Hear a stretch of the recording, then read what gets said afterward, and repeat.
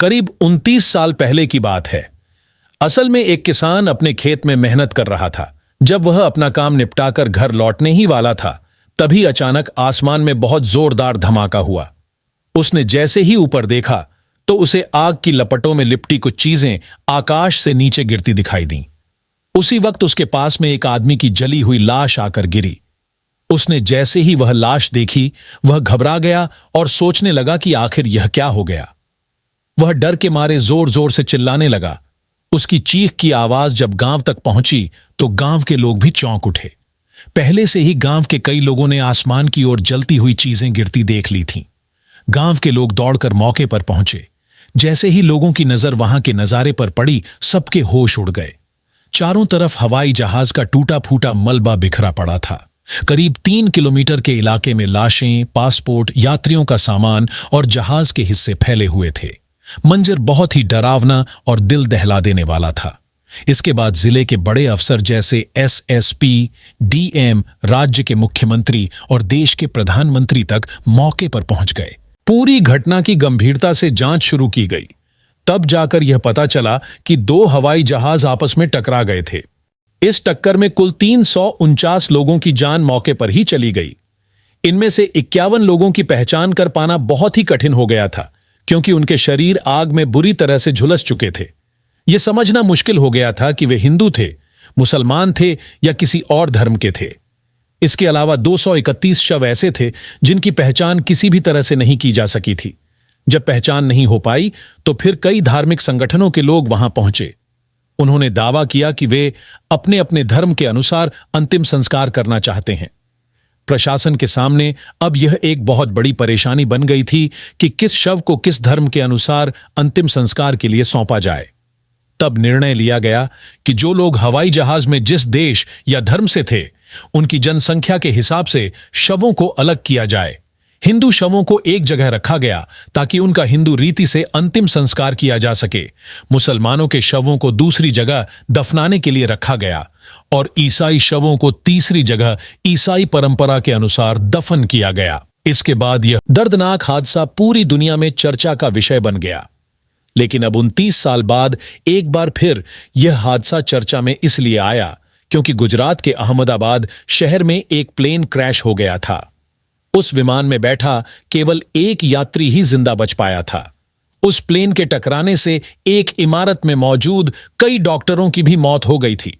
इसी वजह से लोग अब फिर से 29 साल पहले हुए उस सबसे बड़े विमान हादसे की चर्चा कर रहे हैं। तो आज हम उसी भयानक हादसे की सच्ची कहानी को आपके सामने लाए हैं। यह घटना हरियाणा राज्य के चरखी दादरी जिले के टिकाड़ गांव की है। यह पूरा मामला वहीं का है जहां यह भयानक विमान दुर्घटना हुई थी। मैं आपका दोस्त रोशन आपको सुनाने जा रहा हूं एक सच्ची घटना जो अब से 29 साल पहले घटी थी। अब बात करते हैं कजाकिस्तान की। वहां का एक शहर है शिमकेंट। उसी शहर के शिमकेंट इंटरनेशनल एयरपोर्ट से एक चार्टर्ड फ्लाइट थी जिसका नाम था कजाकिस्तान एयरलाइंस फ्लाइट नंबर 1907, विमान इल्यूशन इल-76। इस प्लेन को 12 नवंबर 1996 को दोपहर 3:25 पर टेक ऑफ करना था। इस प्लेन को कुल 1680 किलोमीटर की दूरी तय करके भारत के दिल्ली शहर के इंदिरा गांधी इंटरनेशनल एयरपोर्ट पर लैंड करना था। इस विमान में कुल 27 यात्री थे और उनके साथ 10 क्रू मेंबर, जिनमें 2 पायलट, एक इंजीनियर, एक ट्रांसलेटर और बाकी जो यात्रियों को खाने पीने में मदद करते हैं वो सब शामिल थे। जो लोग इस विमान में बैठे थे वे किर्गिज़स्तान नाम के देश से थे। उन्हें भारत में ऊन खरीदनी थी जिससे वे अपने देश में कपड़ा तैयार करने का काम करते। जब यह फ्लाइट भारत की ओर बढ़ रही थी तो सब कुछ सामान्य था, लेकिन उसी समय दिल्ली के इंदिरा गांधी इंटरनेशनल एयरपोर्ट से एक और फ्लाइट उड़ान भरने वाली थी जिसे सऊदी अरब के दहान इंटरनेशनल एयरपोर्ट जाना था। सऊदी एयरलाइंस की यह फ्लाइट नंबर थी 5VS763। इस प्लेन में कुल 312 लोग सवार थे। कुछ लोग नौकरी के लिए, कुछ मजदूरी के लिए और कुछ इबादत के लिए सऊदी अरब जा रहे थे। इस फ्लाइट को दिल्ली से शाम 6:33 पर उड़ान भरनी थी, लेकिन यह 1 मिनट की देरी से टेक ऑफ करती है। जैसे ही यह फ्लाइट उड़ती है, यह 10,000 फीट की ऊंचाई पर पहुंचती है और फिर एयर ट्रैफिक कंट्रोल से पूछती है कि क्या वह और ऊपर जा सकती है।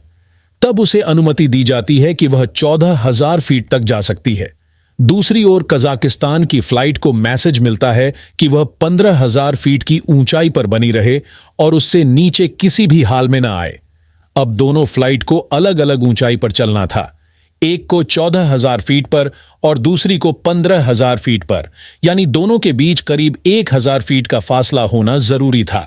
लेकिन दिक्कत तब शुरू होती है जब कजाकिस्तान के पायलट अंग्रेजी ठीक से नहीं समझ पाते। उनके साथ एक ट्रांसलेटर भी था, लेकिन लगता है कि उसने भी बात को पूरी तरह नहीं समझा।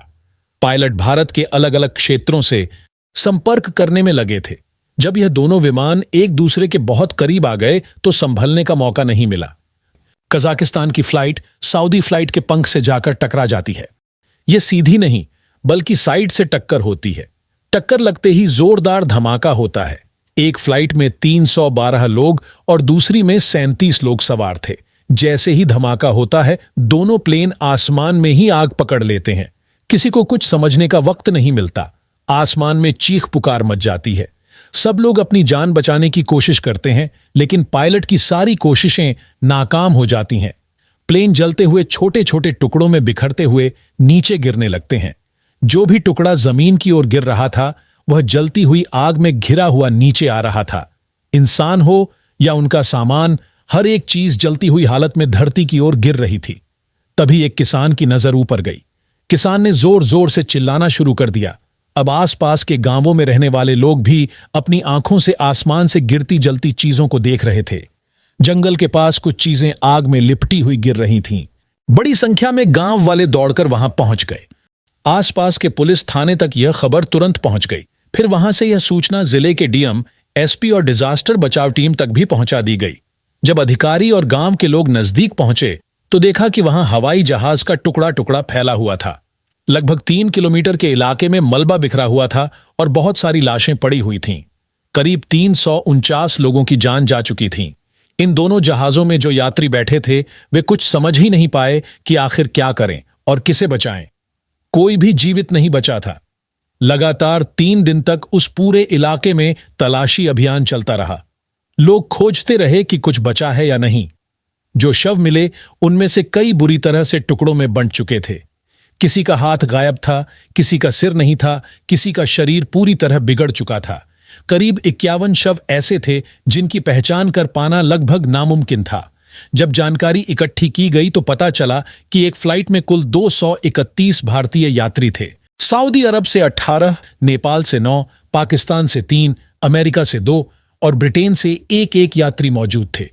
अगर भारत के राज्यों के अनुसार बात करें तो बिहार से 48, राजस्थान से 46, दिल्ली से 15, केरल से 13, कश्मीर से 9, पंजाब से 9, आंध्र प्रदेश और महाराष्ट्र से 3 और असम से 2 यात्री इस फ्लाइट में सवार थे। बाकी के मुसाफिर कजाकिस्तान और किर्गिस्तान के थे। कजाकिस्तान से व्यापारी और उनके क्रू मेंबर मिलाकर कुल 37 लोग थे। इतने सारे लोगों की लाशों को पहचान पाना बहुत कठिन हो गया था। जब आसपास के लोग और प्रशासन की टीमें मौके पर पहुंची तो वे पूरी ईमानदारी के साथ उन शरीर के टुकड़ों को इकट्ठा करने लगे और उन्हें अस्पताल ले गए। लेकिन हालत ऐसी थी कि पता नहीं चल पा रहा था कि आगे क्या होगा। 51 लाशें पूरी तरह जल चुकी थीं। बाकी 231 शवों की एक सूची तैयार की गई। इसके बाद वहां पर कुछ धर्मगुरु भी पहुंच गए। कोई कह रहा था कि ये शव हिंदू हैं, कोई कह रहा था कि ये मुसलमान हैं, कोई क्रिश्चियन बता रहा था। जब यह खबर पीड़ितों के परिवारों तक पहुंची तो वे रो रो कर बेहाल हो गए। अपनों की पहचान कर पाना एक बहुत ही दर्दनाक काम बन चुका था। यह हादसा सन 1996 का है, यानी आज से 29 साल पहले की बात। उस जमाने में आज जितनी तकनीक और सुविधाएं हैं वो नहीं हुआ करती थीं। प्रशासन ने तय किया कि फ्लाइट में जितने लोगों की संख्या है उसके अनुसार शवों का बंटवारा किया जाएगा। जेसीबी मशीन से बड़े बड़े गड्ढे खुदवाए गए। एक गड्ढे में क्रिश्चियन शवों को दफनाया गया, एक में मुसलमानों को। कुछ शवों का हिंदू रीति रिवाज से अंतिम संस्कार किया गया। हालांकि यह तय कर पाना बहुत मुश्किल था कि कौन किस धर्म का है। इसके बाद देश के प्रधानमंत्री एचडी देवगौड़ा और हरियाणा के उस समय के मुख्यमंत्री चौधरी बंसीलाल मौके पर पहुंचे। जांच पड़ताल शुरू हुई। यह घटना दुनिया भर में चर्चा का विषय बन गई। इस घटना की असली वजह जानने के लिए ब्लैक बॉक्स की जांच की गई, जिसे सीवीआर यानी कॉकपिट वॉइस रिकॉर्डर कहा जाता है। उसमें पायलट की बातचीत रिकॉर्ड होती है। पता चला कि कजाकिस्तान के पायलट को जब सूचना दी गई थी कि आपको 15,000 फीट की ऊंचाई पर रहना है, तो वह इसे गंभीरता से नहीं ले पाया। वहीं सऊदी अरब के पायलट को कहा गया था कि वह 14,000 फीट की ऊंचाई पर रहे। दोनों जहाजों के बीच 1,000 फीट की दूरी जरूरी थी, लेकिन कजाकिस्तान का पायलट अपनी लेवल से हटकर 14,000 फीट पर आ गया, जहां पहले से सऊदी अरब का जहाज उड़ रहा था। सीधी टक्कर से बचने के लिए शायद दोनों ने कोई कोशिश की होगी, लेकिन साइड से जोरदार टक्कर हो गई। कजाकिस्तान की फ्लाइट ने सऊदी फ्लाइट के पंखों को टक्कर मार दी, जिससे दोनों हवाई जहाजों को बहुत भारी नुकसान हुआ और दोनों में बैठे 349 लोगों की मौके पर ही मौत हो गई। यह हादसा उस समय भारत का सबसे बड़ा विमान हादसा माना गया था और पूरी दुनिया की नजर इस पर गई थी। लेकिन साल 2025 में एक और बड़ा हादसा अहमदाबाद में हुआ। एक फ्लाइट टेक ऑफ के 30 सेकंड बाद ही क्रैश कर गई। उस फ्लाइट में कुल 242 लोग सवार थे, जिनमें से केवल एक ही जिंदा बच पाया। बाकी 241 लोग, जिसमें यात्री और क्रू मेंबर शामिल थे, मौके पर मारे गए। वह फ्लाइट एक बिल्डिंग से जा टकराई थी और उसमें मौजूद डॉक्टरों की टीम और बाकी लोग भी इस हादसे में गंभीर रूप से घायल हो गए। इस हादसे में मरने वालों की कुल संख्या 275 के करीब मानी गई। दोस्तों, इस पूरी कहानी को सुनाने का उद्देश्य किसी को डराना या दुखी करना नहीं है। दोस्तों, इस पूरी कहानी को सुनाने का उद्देश्य किसी को डराना या दुखी करना नहीं है, बल्कि आपको जागरूक करना है, सतर्क करना है। आप सभी अपना ध्यान रखें, सुरक्षित रहें। जय हिंद, जय भारत।